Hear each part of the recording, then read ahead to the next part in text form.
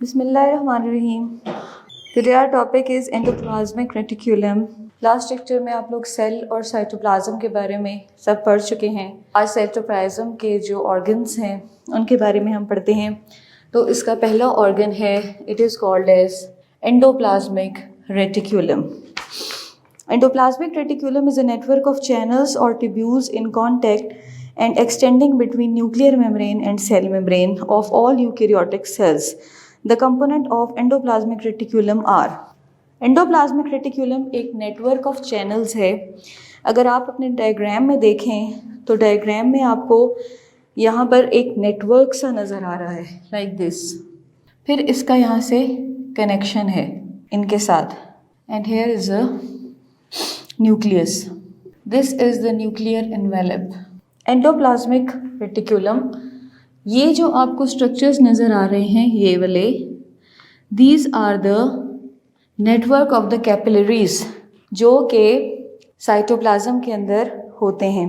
और ये nuclear membrane और मेम्ब्रेन और सेल मेम्ब्रेन का जो यूकैरियोटिक सेल्स हैं उसके अंदर होते हैं।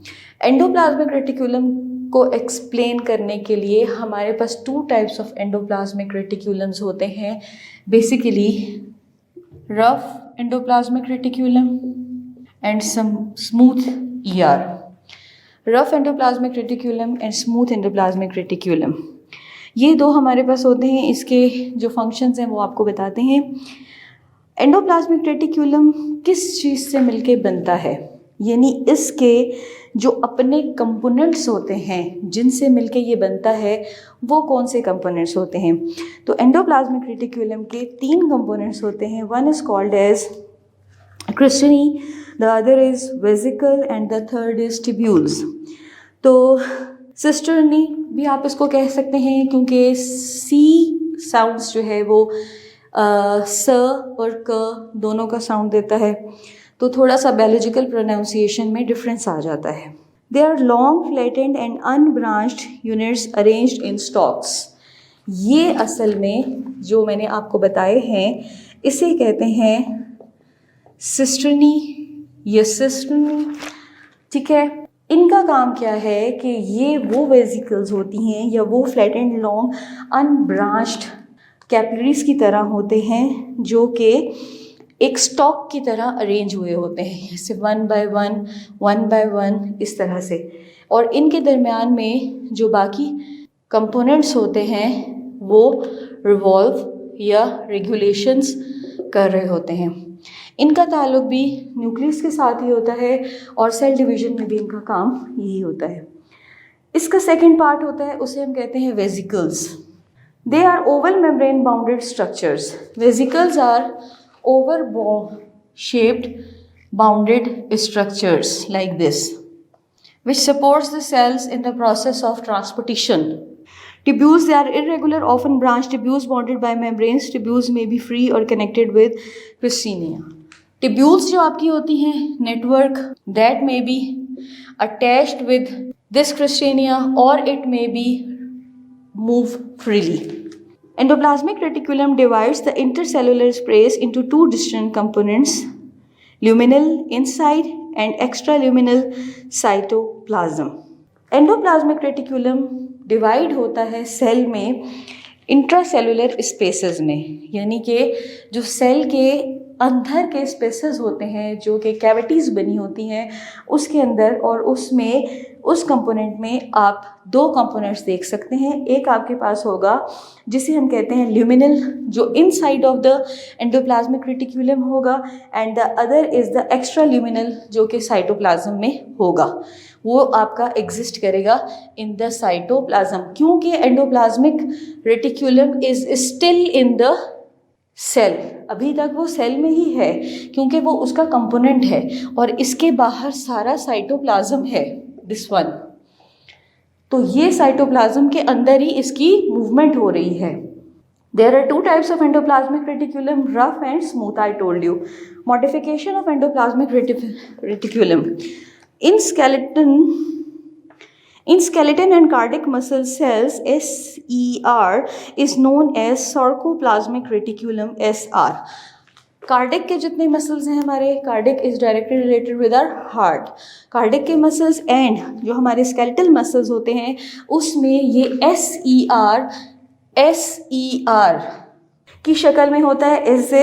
इसे हम सार्कोप्लाज्मिक रेटिक्यूलम भी कहते हैं।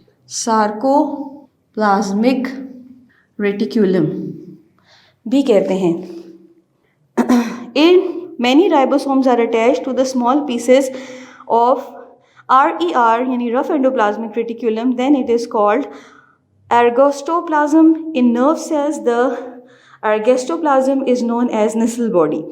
अच्छा, राइबोसोम्स के साथ ये अटैच होते हैं इनके स्मॉल पार्ट्स, और इसे हम RER यानी रफ एंडोप्लाज्मिक रेटिकुलम भी कह सकते हैं। और यहाँ पर इसका नाम आपको एर्गोस्टोप्लाज्म कहा गया है। और नर्व सेल्स में एर्गोस्टोप्लाज्म जो है वो निसल बॉडी के नाम से होता है। पेज नंबर 23 पर आपको एक डायग्राम दिखाई गई है जिसमें आपको ये तमाम स्ट्रक्चर्स दिखा दिए हैं। रफ एंडोप्लाज्मिक रेटिकुलम भी दिखा दिया है and here smooth endoplasmic reticulum भी है, वो भी आपको दिखा दिया गया है। अब क्वेश्चन अराइजेस के रफ एंडोप्लाज्मिक रेटिकुलम और स्मूथ में क्या फ़र्क है, इन दोनों में क्या फ़र्क है। ये दोनों पार्ट्स तो एंडोप्लाज्मिक रेटिकुलम के ही हैं, लेकिन आखिर इनमें क्या फ़र्क है तो हम देखते हैं। Ribosomes are attached with their outer surface. Rough endoplasmic reticulum में जो राइबोसोम्स हैं वो उसकी आउटर सरफेस के साथ अटैच्ड है। Ribosomes are not attached with their outer surface. Smooth endoplasmic reticulum में वो उसके आउटर सरफेस के साथ अटैच नहीं होते, they move freely. Most stable structure, less stable structure. जो रफ एंडोप्लाज्मिक रेटिकुलम होता है वो मोर स्टेबल होता है, यानी उसके स्ट्रक्चर को आप चेंज नहीं करते, यानी वो स्ट्रक्चर चेंज नहीं हो सकता। स्टेबल एंड अनस्टेबल क्या होता है कि वो अपनी जगह पे मेंटेन रहता है, ठीक है। उसका जो लेवल होता है according to the water level, कि जब पानी में जिस्म में पानी की कमी भी हो जाती है तो उस वक्त भी सेल्स जो हैं वो एटलीस्ट इतना काम कर सकते हैं कि वो अपने अंदर थोड़ी सी एनर्जी स्टोर्ड पावर में रखते हैं। तो वहाँ पर हम ये कह सकते हैं जो आपका रफ एंडोप्लाज्मिक रेटिकुलम है वो आपका स्टेबल है, लेकिन जब आप स्मूथ पर आ जाएंगे तो वो लेस स्टेबल होता है।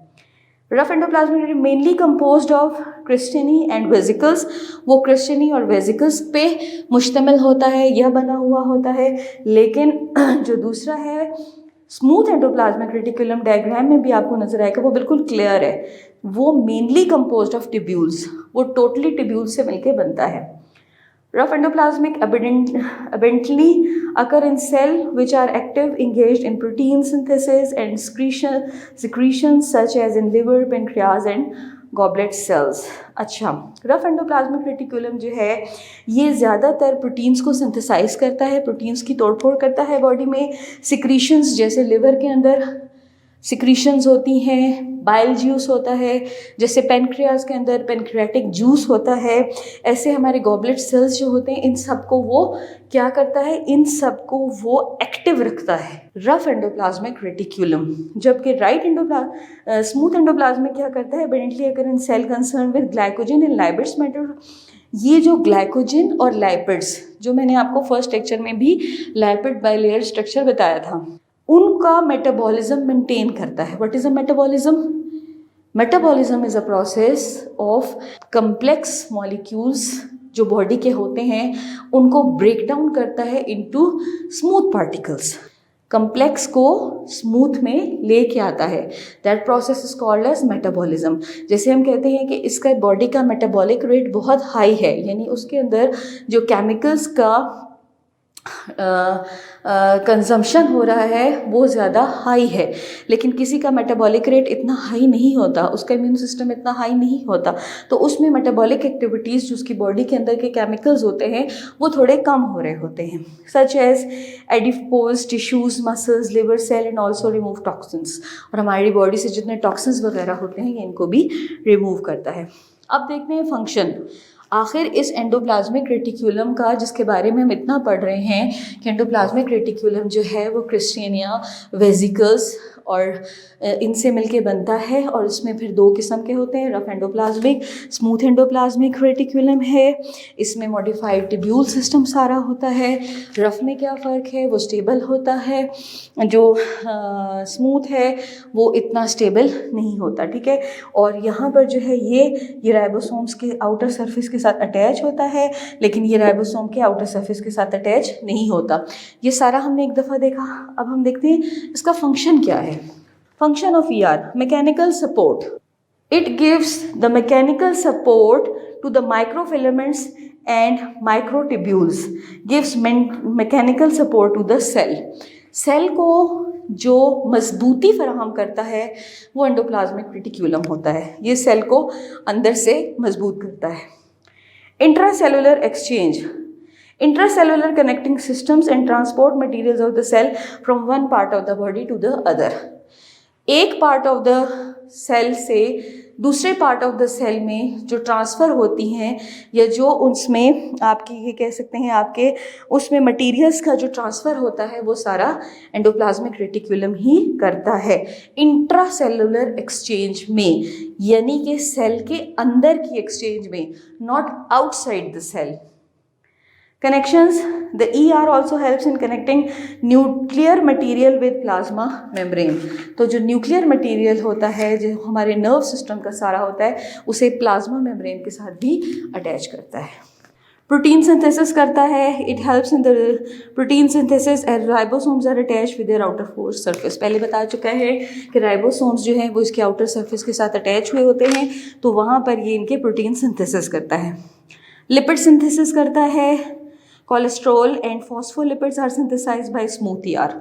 कोलेस्ट्रॉल जितना हमारी बॉडी का बनता है वो, और जो आपका स्मूथ एंडोप्लाज्मिक रेटिकुलम है वो इसको मेंटेन करता है, सिंथेसाइज करता है। और जो हमारी बॉडी के फॉस्फोलिपिड्स होते हैं, जो मैंने आपको ये स्ट्रक्चर बताया था कि एक ऐसे हेड बना होता है, ये इसके दो टेल्स होते हैं, और यहाँ पर प्रोटीन्स को भी सिंथेसाइज किया जाता है। ये सेल मेम्ब्रेन के अंदर ही होता है, तो यहाँ पर भी इसका एक इफ़ेक्ट होता है। सेलुलर मेटाबॉलिज्म, यानी अब ये वो मेटाबॉलिज्म है जो सेल के अंदर हो रहा है। The membrane of ER increases surface area for the metabolic activities. ये जो इसकी मेम्ब्रेन है, ये इसे सरफेस एरिया देती है, ये इसे स्पैन देती है कि वो थोड़ा सा एक्सपैंड करे। जब पानी किसी चीज़ में जाता है तो एक्सपैंड होता है, तो इट गिव्स सम एक्सपेंशंस, जिसके ज़रिए वहाँ पर मेटाबॉलिक एक्टिविटीज़ उसकी बहुत तेज़ होती हैं। Also contain some enzymes. Enzymes तो बहुत इंपॉर्टेंट हैं और एंजाइम्स को भी कंट्रोल करता है, जैसे सुक्रोज है, ग्लूकोज है, फॉस्फेट्स है और डाइफॉस्फेट्स हैं, ठीक है। Formation of nuclear membrane, fragment elements of disintegrated nuclear membrane, ER elements arrange around the chromosomes to form nuclear membrane during the cell division. Cell division के दौरान जो न्यूक्लियर मेम्ब्रेन बनती है, यानी एक सेल जब 2 डॉटर सेल्स में divide होता है और उसकी अराउंड एक न्यूक्लियर मेम्ब्रेन बनती है, उसको भी डेवलप करने में ये आपका काम करता है। Formation of organelles, all members organelles except mitochondria and chloroplast are form by ER. सिर्फ माइटोकॉन्ड्रिया जो कि power house of the cell होता है वो, और क्लोरोप्लास्ट जो कि उसको ग्रीन कलर, क्लोरोफिल जो है वो उसे ग्रीन कलर देता है, उसी मटेरियल से क्लोरोप्लास्ट के बजाय बाकी सब को ये ईआर यानी एंडोप्लाज्मिक रेटिकुलम जो है ये उनको फॉर्म करता है, ठीक है। डिटॉक्सिफिकेशन, पीछे भी आपको बताया है कि डिटॉक्सिफिकेशन भी करता है ड्रग्स की, पॉल्यूटेंट्स की, स्टेरॉइड्स की एंड अदर टॉक्सिन्स जो हम अपनी बॉडी में लेते हैं, ये उनको डिटॉक्सिफाइड भी कर देता है। ये था आज का आपका टॉपिक, जिसमें हमने आपको एंडोप्लाज्मिक रेटिकुलम का बताया, उसके फंक्शंस का बताया। नाउ हम आ जाते हैं ribosomes, the second component of the cell. जब आप इसको याद कर रहे हों, जब आप इस टॉपिक को पढ़ रहे हों, एटलीस्ट आप लोग जो आपके मैट्रिक की बुक है उसको ज़रूर कंसर्न करें। उसमें डायग्राम्स आपको बहुत अच्छे तरीके से दिए गए हैं। यहाँ पर थोड़ा ब्लर भी है डायग्राम, तो इतना क्लियर नहीं हो रहा। Next is ribosomes. इसे हम इंजन ऑफ द सेल और फैक्ट्री ऑफ प्रोटीन सिंथेसिस भी कह सकते हैं। इंजन ऑफ द सेल, जैसे आपकी जो कार होती है उसके अंदर भी एक इंजन होता है, factory of proteins. Engine of the cell यानी अगर राइबोसोम्स नहीं होंगे तो सेल अपने कोई भी बेसिक फंक्शंस परफॉर्म नहीं कर सकेगा, ठीक है। These are granule structures first observed by George Palade in 1953. Ribosomes are non-membranous organs present both in prokaryote as well as eukaryotic cells, except mammalian RBCs. It is one of the smallest cell organelle and are called organelles within an organelle. ठीक है, अच्छा, इसका structure जो first time observe किया गया था वो George ने किया था इन 1953 में। राइबोसोम्स जो है वो नॉन मेम्ब्रेनियस ऑर्गेनल्स हैं, ये ग्रेन्यूल्स की तरह होते हैं, बहुत छोटे छोटे, इस तरह से ये ग्रेन्यूल्स की तरह होते हैं और इनका ये दोनों prokaryotic and eukaryotic with nucleus without nucleus cells दोनों के दरम्यान में प्रेजेंट होते हैं, एक्सेप्ट मेमेलियन आरबीसीज। जो मैमल्स होते हैं, मैमल्स कौन से होते हैं? Mammals are those organisms who give milk to their animals और टू देयर यंग वंस। तो वो एनिमल्स जो अपने बच्चों को दूध पिलाते हैं उन्हें हम मैमल्स कहते हैं। उसमें एनिमल्स और हायर एनिमल्स यानी ह्यूमन बींग्स भी उसमें आते हैं। उनका जो आरबीसीज होता है या उनका जो रेड ब्लड सेल्स होते हैं उसके अंदर राइबोसोम्स नहीं होते। उसके अलावा हर जगह पर राइबोसोम्स होते हैं, जितने भी प्रोकैरियोट और यूकैरियोटिक सेल्स होते हैं उनमें। Is one of the smallest cell organ and is called organelle. इसे आप ऑर्गेनेली भी कह सकते हैं, ऑर्गेनेली भी कह सकते हैं, जो कि सेल के अंदर होता है। कंपोजिशन क्या क्या मिलके बनाते हैं? They are known as ribonucleoproteins. आप इसको राइबो, एक और भी होता है जिसे हम कहते हैं ribo nucleic acid, RNA, ribo nucleic acid, RNAs, ठीक है। अच्छा, they are also known as ribonucleic proteins, particles of the cell because composed of proteins and RNA.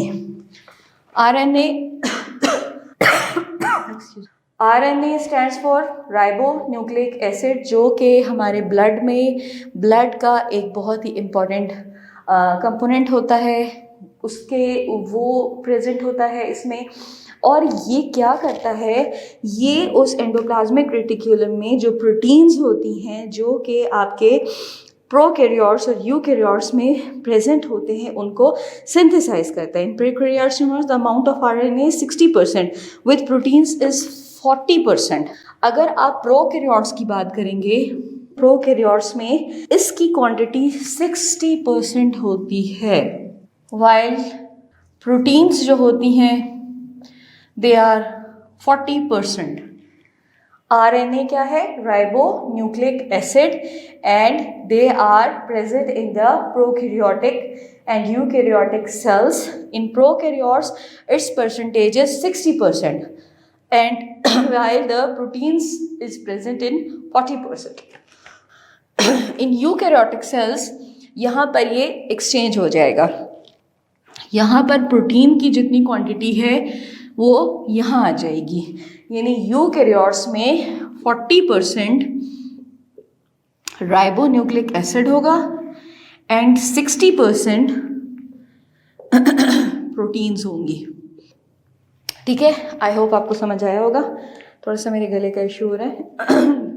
तो they are ribonucleic acid, prokaryotes and eukaryotes में इस तरह से present होते हैं। प्रोकैरियोट्स में 60% RNAs होते हैं एंड 40% प्रोटीन्स होती हैं, जबकि यूकैरियोट्स में 40% RNA होते हैं एंड 60% प्रोटीन्स होती हैं। ये इसकी पूरी कंपोजिशन होती है। Location, the ribosome exist in two forms, either freely scattered in cytoplasm और attached to the outer surface of RER and nuclear membrane. Ribosomes की जो लोकेशन है, या तो वो सेल में फ्रीली मूव करते हैं, जैसे मैंने आपको बताया कि सेल में वो फ्रीली मूव करेंगे, कहीं पर भी जा सकते हैं क्योंकि ग्रेन्यूल्स की तरह होते हैं, या फिर वो मेम्ब्रेन के साथ ही अटैच हुए होते हैं कहीं पे। It is also present in the mitochondria and chloroplast. Mitochondria और chloroplast दोनों में present होते हैं. Site of synthesis, क्या क्या synthesis करते हैं?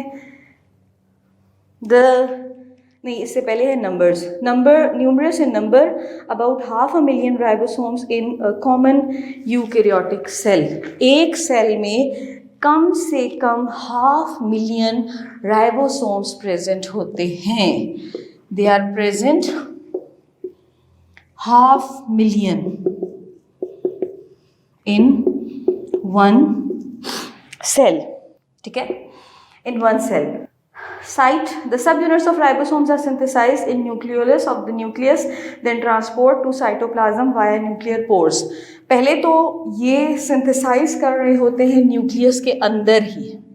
ठीक है, the subunits of ribosomes are synthesized in nucleolus of the nucleus, nucleus के अंदर, और फिर उसके बाद ये साइटोप्लाज्म में भी चले जाते हैं. यहाँ पर जो न्यूक्लियर पोर होती है उसके ज़रिए ये आउटर मेम्ब्रेन से न्यूक्लियस की बाहर जाते हैं और साइटोप्लाज्म में भी चले जाते हैं. The nucleus is the factory of the ribosomes, while ribosomes are the factories of proteins.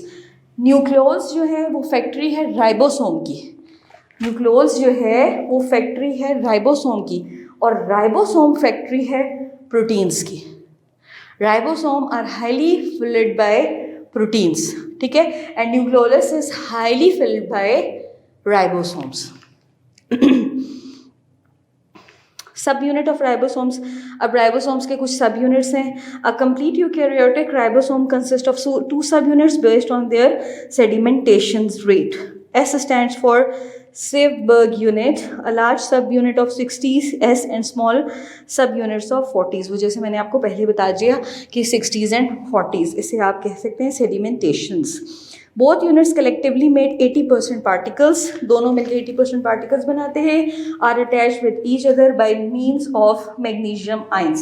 आगे डायग्राम में देखिए, राइबोसोम्स में स्मॉल यूनिट 40S है और लार्ज यूनिट 60S है, और ये दोनों मिलके 80S बना रहे हैं जो कि एक लार्ज मॉलिक्यूल है.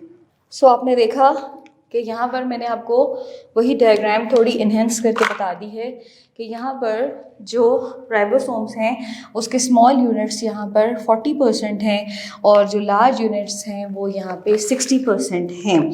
और वही सेडिमेंटेशन रेट बता रहे हैं आपको कि यहाँ पर दोनों जो हैं 40 to 60 वो दोनों मिलके हार्डली या तकरीबन 80S जो है वो इसके यूनिट्स बना देते हैं. ठीक है, जो कि मैग्नीशियम आयंस इनके बनते हैं. अच्छा, इसमें एक चीज़ आपको और बता दूं कि मैग्नीशियम आयंस और forming salt bonds between phosphate groups of RNA and amino groups of both ions and salt bonds. In prokaryotic ribosome 70S large unit, in 50S while smaller unit is 30S. अच्छा, ये तो आपको इसकी percentage बता रहे हैं और साथ ही कहते हैं कि मैग्नीशियम आयंस जो हैं उनको बनाते हैं, फॉर्मिंग सॉल्ट्स भी बनाते हैं. कैसे? क्योंकि ये RNA के साथ अटैच होते हैं. ये रिसेसिव भी हम यूज़ करते हैं रिसेसिव के लिए. RNA के साथ ये अपनी सिंथेसिस करते हैं और यहाँ पर ये अमाइनो एसिड्स के साथ भी करते हैं, मैग्नीशियम सॉल्ट्स बनाते हैं.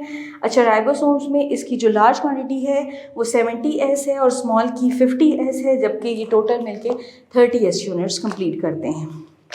पोलीसोम्स क्या होते हैं? राइबोसोम्स के बाद फिर टर्म है पोलीसोम.